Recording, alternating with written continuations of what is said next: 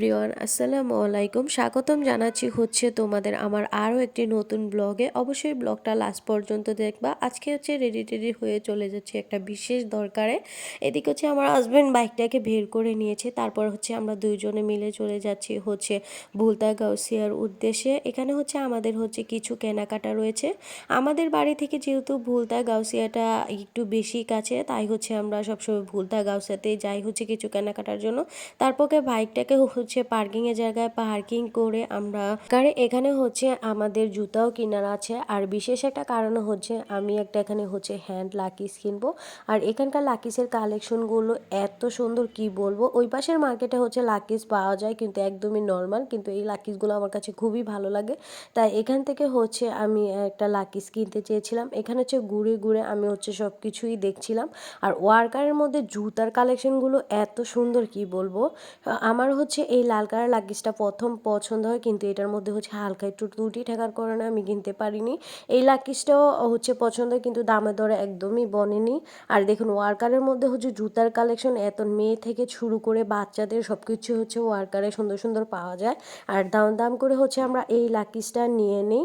তারপর এখানে আমি মিডিওর বিডি করছিলাম। লাকিসটা নিয়ে আমরা বের হয়ে যাই। আমার এই যে টুকিটাকি কেনা আছে। এখান থেকে চুড়ি দেখে আমার চুড়ি কিনতে মন চাচ্ছিল, তাই এখানে আমি চুড়ি কিনতে চলে আসি। আমার এই জোড়া চুড়িটা খুবই পছন্দ হয়েছিল, কিন্তু দরদামে বনে দিন দেখি আর নিতে পারিনি। তারপর এখানে আমি আরেক জোড়া চুড়িও দেখি। আর চুড়িসের কালেকশনগুলো ছিল অনেক সুন্দর, কিন্তু বাট কেন জানি আমার কাছে আমার একদম চয়েস হচ্ছিল না। যেমন মনে হচ্ছিল যে অনেকগুলো দেখে যেমন চোখ বেশি মানে ভালো লাগা কাজ করছিল না।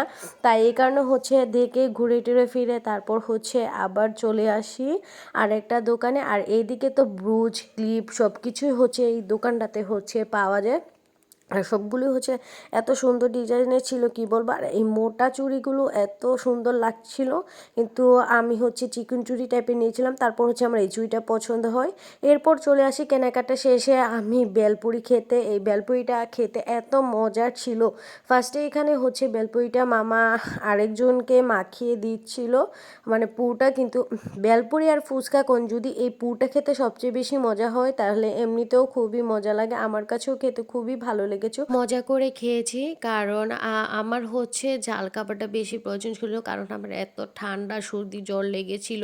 এইবার নিয়ে আমি তিনবারের মতো অসুস্থ হই। তারপর মেয়ের জন্য চকলেট নিয়ে, তারপর একটা পাউরুটি নিয়ে বাসায় চলে আসি। এই ছিল আমার আজকের কেনাকাটার ব্লগ। অবশ্যই দেখো নেক্সট কোনো ব্লগ। আল্লাহ হাফেজ।